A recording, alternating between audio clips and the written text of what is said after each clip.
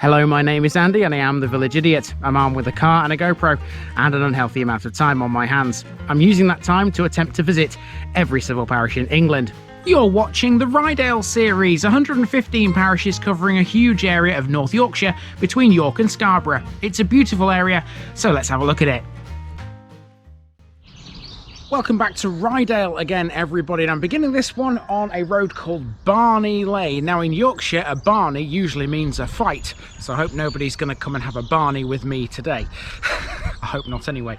Now, you can see I'm beginning this where a footpath crosses this road. You can see a public footpath sign just there. I've got to walk the entire length of this footpath, in both directions actually. We're going to start by heading this way, up there. It'll take us to the north of the village, then we're going to walk back down the main street. It's mainly all on one side of the road, this place. This is Flaxton.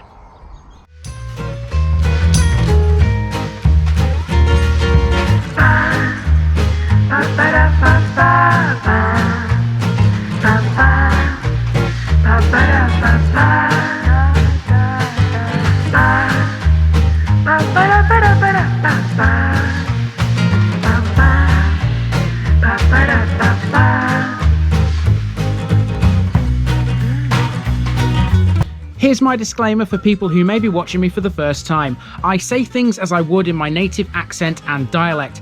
As a result, I may not pronounce things in the same way as the locals do. Remember, I'm a visitor. It's impossible to know everything. Leave me a comment, spin me a like and bash that subscribe button. Let's get to today's parish video.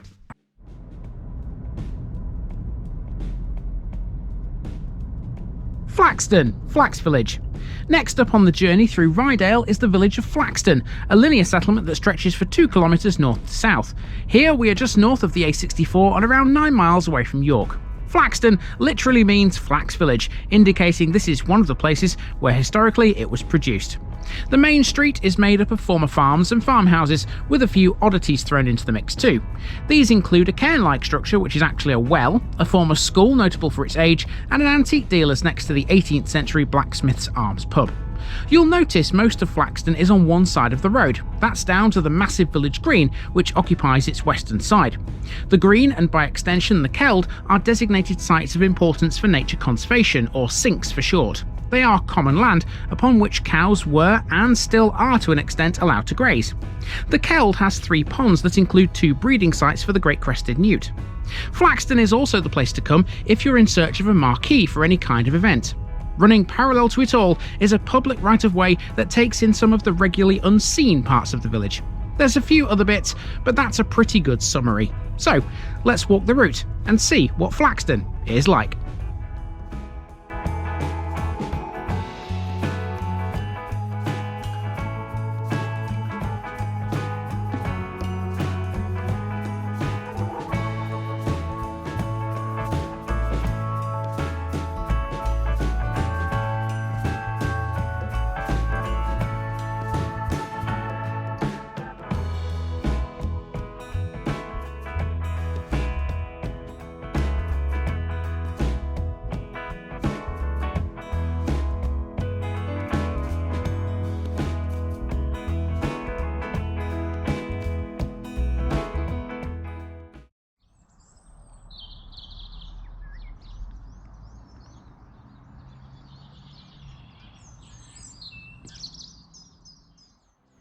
We start at the point where Barney Lane becomes Malton Lane, about 2/3 of the way along the village's length. A public right-of-way crosses the road here, and this is going to help us form a loop around the village. This means it's a quiet start, but things will soon change. Flaxton is quite a noisy place because it lies on a road that connects the A64 to the much larger village of Sheriff Hutton. This is flanked on both sides by small streams, and it can be a little muddy in places. It's a popular dog walking route though, but if that's you, just be aware, there are sheep in these fields. I wouldn't normally talk to the camera this early, but quite frankly, I don't think I can get away with it here, quite frankly, because this is just like a canopy of trees, isn't it, that overhang the path. It's like a tunnel. It's quite amazing, actually. I don't know what it is about it that I find so interesting. Maybe just because it's shaded and secluded and peaceful and quiet, I don't know.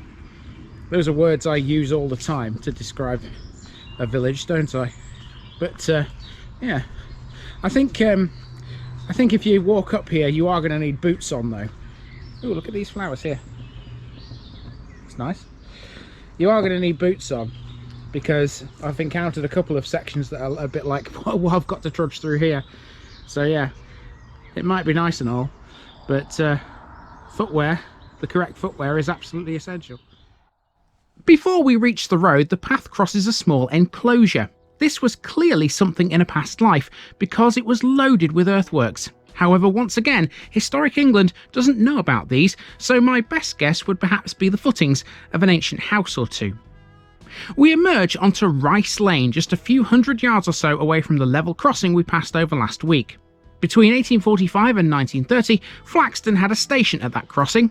Excluding York itself, it ranked as the 7th busiest on the York to Scarborough railway line.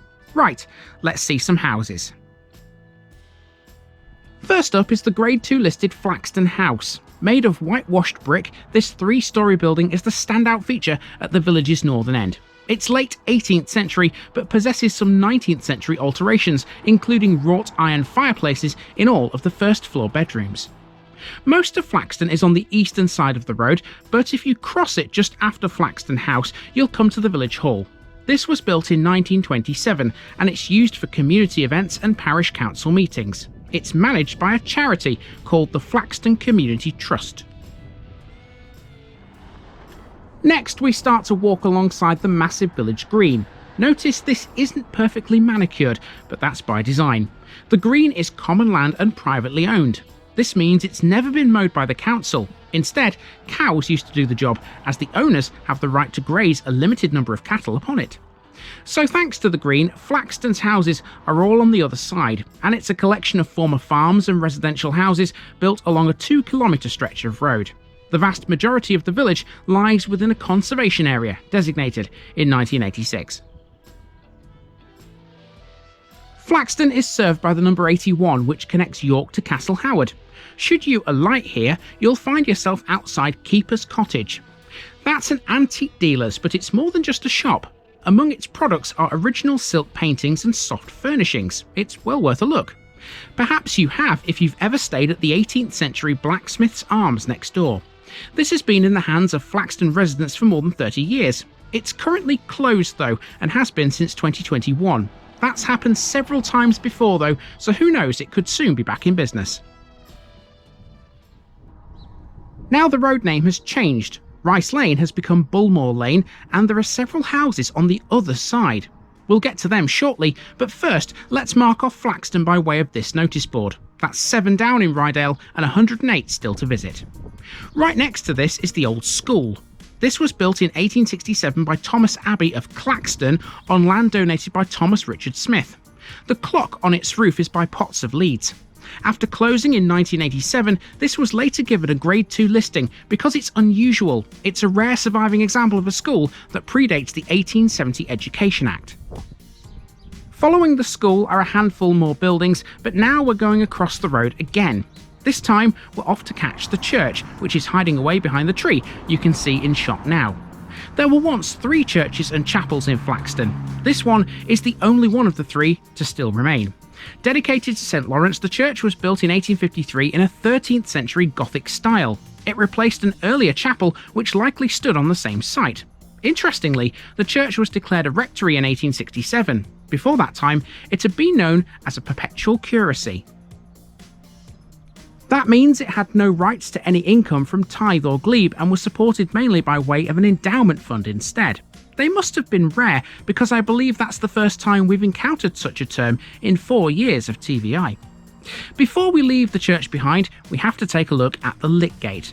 This one serves 2 purposes. First of all, a wooden plaque on the left-hand side commemorates the old school, but this was originally erected as a memorial for those killed in action during World War I. It bears the names of all 12 servicemen who lost their lives, and they are recorded on a brass plaque. Next, we come to a cairn-like structure on the roadside. This is a well, which was declared redundant after a row of 6 almshouses in front of the church were pulled down in 1852. Historically, it was used by the poor of the village. In 2003 it was restored and is now one of Flaxton's quirkiest little landmarks. Switching back to the other side, there's a few more houses before you start to run out of path. In total, Flaxton has around 150 properties. Most are privately owned, but there's also a collection of social housing and private rentals, as well as a handful of holiday lets too. And at this point, if you cross the road again, you find a pond, which is in a bit of a dip, as you can see there, with plenty of trees around the edge and a fence. Looks a bit reedy, but yeah, there is a pond there. Not really publicly accessible though. So yeah, we've been walking quite a long time here. Flaxton is quite a lengthy village, effectively, from north to south. But we're almost at the end, and we're going to take a footpath off to the left in a moment. It'll take us back onto the one we started on, just the southern portion of it. And it'll take us back to Barney Lane. And it looks like nobody's had a Barney with me this morning, so I'm okay. There's one final bit of housing on the right-hand side of the road, but after that we take a left turn. In doing so, we head up a path which passes a collection of businesses. The biggest one here is by far your Marquee. If you're looking for a place to rent one for practically any event, these guys should be your first port of call. Since 2010, they've supplied marquees to events in virtually every UK city. They're high quality too. On offer are some that are made by the same company who make Audi car showrooms. Once beyond that, the path turns left and heads onto a grass track back to Barney Lane. And that's it for Flaxton. After driving down Barney Lane and back onto Bullmore, I was off to the next one. Now, Flaxton's boundaries are a little odd. You'd expect Sandburn Hall to fall within them, but it doesn't. Next week, we'll be beginning our next adventure just south of the main village at that very landmark. See you there.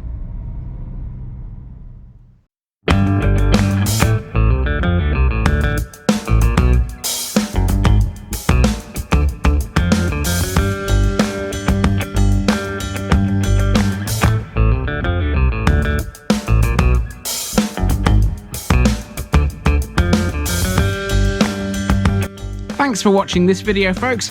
Don't forget to like this episode if you haven't already. It really makes a difference with YouTube. If you're new here, subscribe to the channel for more videos like this, and give us a share too if you've got friends who'd like it.